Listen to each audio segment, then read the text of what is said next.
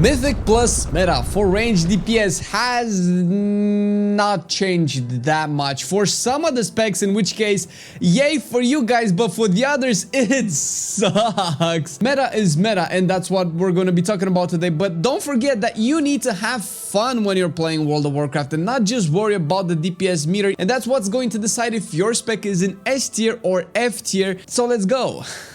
I am very happy that Affliction Warlock has received buffs. I am very sad that these buffs will do jack shit for the spec's performance, because right now it is terribly lagging behind every other spec in the game. Not just... well, I'm not sure if it's actually worse than Assassination. So there are buddies at the bottom of the barrel, and there are so many B's in that statement that you think Affliction might be a B tier, but no, it is D tier. And the only reason why it's D tier is because there isn't 2 tiers lower than this to put it in, because oh my god, is Affliction ever not going to be the bottom of the barrel?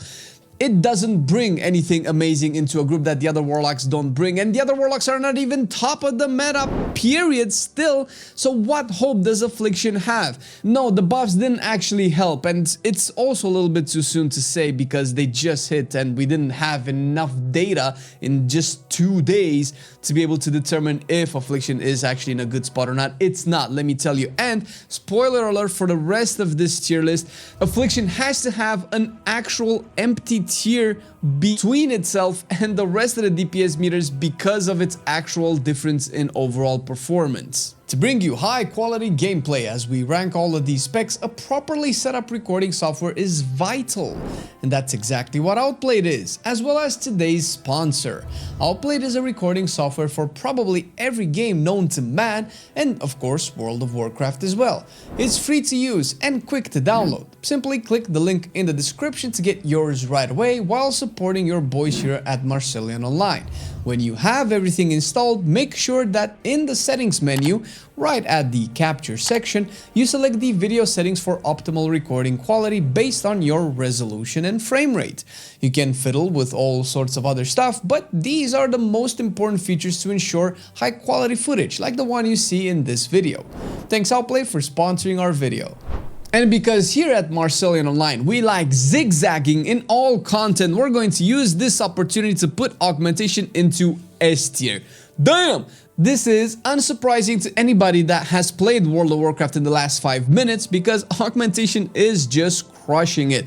And like I've said in the last couple of patches, it's not going to change because it is... well, I was gonna say the poster class for the expansion, but it's the poster spec for the expansion at this point, because it has left the other two in the dust, period, since it came out. It is just that crucial and vital to actually pushing the high keys.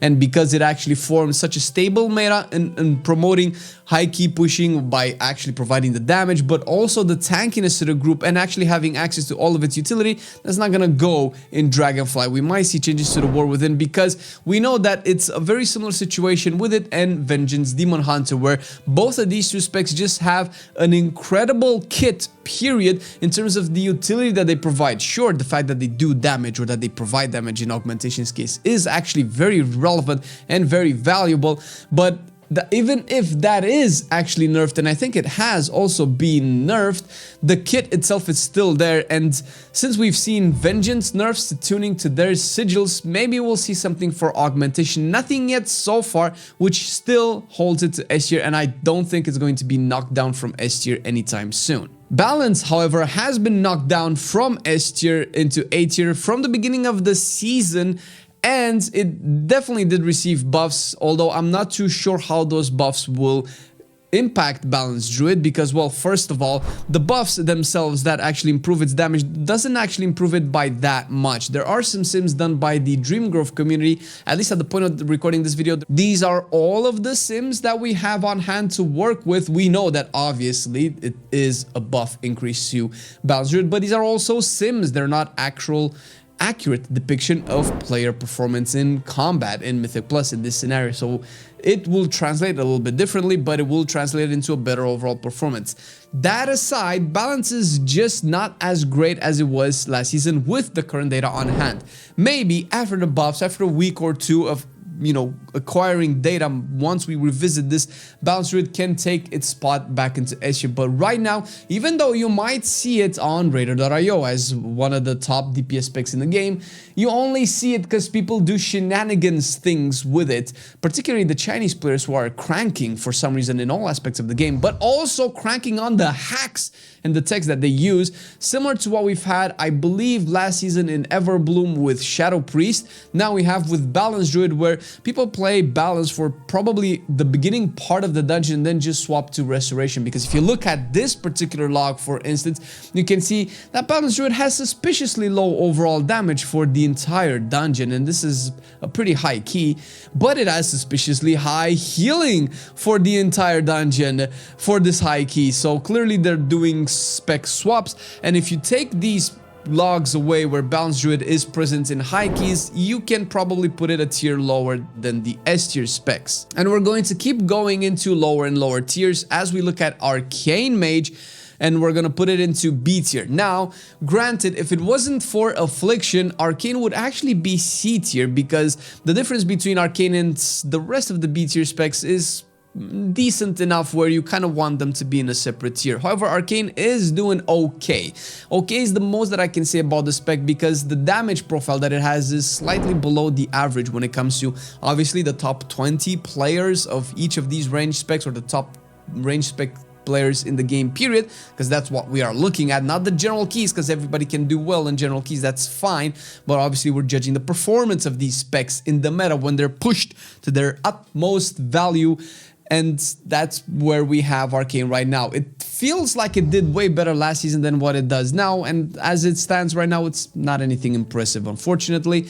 Similar to Beast Mastery, although Beast Mastery does do better than Arcane, and Beast Mastery is leading the B tier, and you could probably think of these two specs as one tier apart from each other, but for the sake of consistency, Beast Mastery can only be B tier at this point. Its damage is slightly above average, it's not that bad. It is statistically the best range hunter spec. I don't know exactly where survival is, even though we've ranked it last year. I believe it was C tier last week when we looked at it, and overall melee DPSers are one tier lower than range, because every range spec does better than melee DPS. If we would put all of the range and melee in the same tier, all of the melee S tiers would be around A tier at the most with range DPS. So that's kind of where it is, which I think at this point makes Beast Mastery the best hunter spec, period. But nothing else, surprisingly, nothing else amazing happens here, and it will not happen anytime soon, unfortunately. Similar-ish with Demonology. Demonology is in between these two specs. It's not that great. It actually fell quite a bit since last season's performance, considering that the tier set is the same. So I am very confused, but that's where we have Demonology at this point. It might be just the case that this is the beginning of the season, and as people get closer to gear cap or gear max or high level max or whatever you want to call it, Demonology might see better pastures, but it's not doing that right now. It's even outshined by Destruction, which is going to go all the way into A tier. Surprisingly, these two specs have kind of swapped places, which is why we're talking about kind of both of them at the same time. In terms of the overall performance within the context of high-end keys, Destruction being a very close contender to the rest of the A tier specs. It's a little bit better than the B tiers, which is why I have to put it into A to kind of showcase a little bit of a difference, but there are better A tier specs than Destruction. One such spec is definitely not Fire Mage, because Fire Mage is S tier, baby, goddamn! Now, Fire Mage is a little bit difficult to rank because, unfortunately, I'm not a high-end player. Maybe one day I can talk with a really exquisite Fire Mage player to teach me the ways of the Fire, because I've become a very big fan. But Fire is actually one of the three specs taken into all of the exactly top keys, period.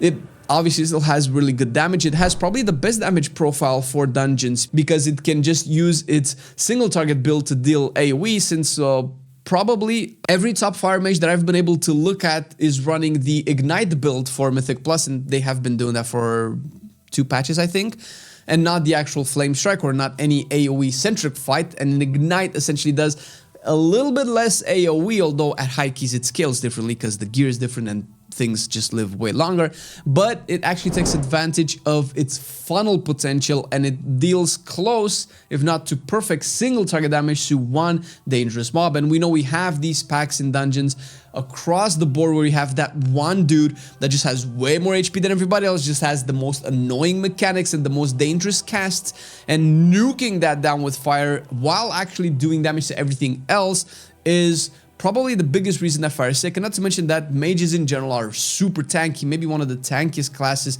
in the game, giving rogues a run for their money.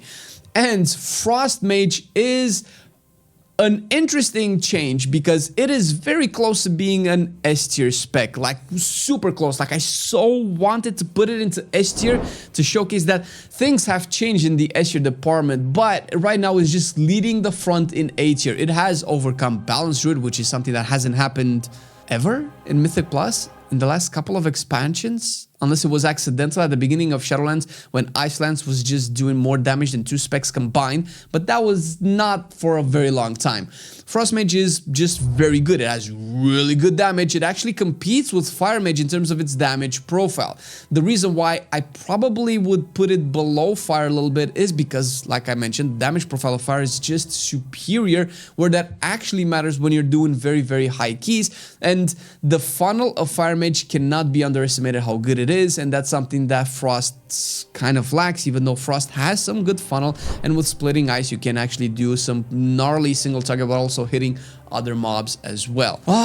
Marksmanship. Even though we see marksmanship cranking the logs in Raid for some weird reason in AoE, it's not happening that way in Mythic Plus, and it might just be a problem with its design period, because it's actually at the bottom of B tier specs.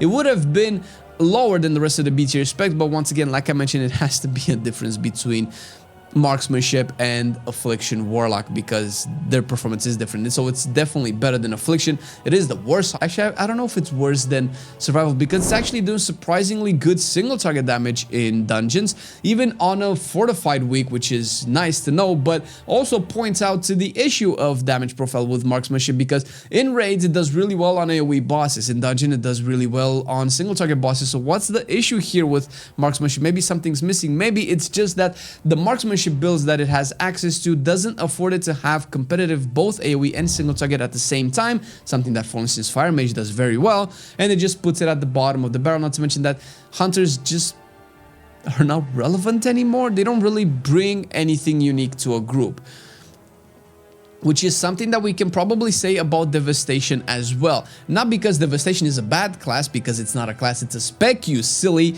goose, but okay, Devastation damage is nuts. It's cranked. I don't know what Devastation has been eating, but it's dishing out giga damage for a B tier spec. Probably more than some A tier specs as well. It's just not doing better in every other aspect of the game. It's still a squishy spec. I haven't seen a Devastation buff since 10.0? 10.1? That's like 25 years ago. I don't know what's going on with Devastation, but probably the biggest issue is that Augmentation exists.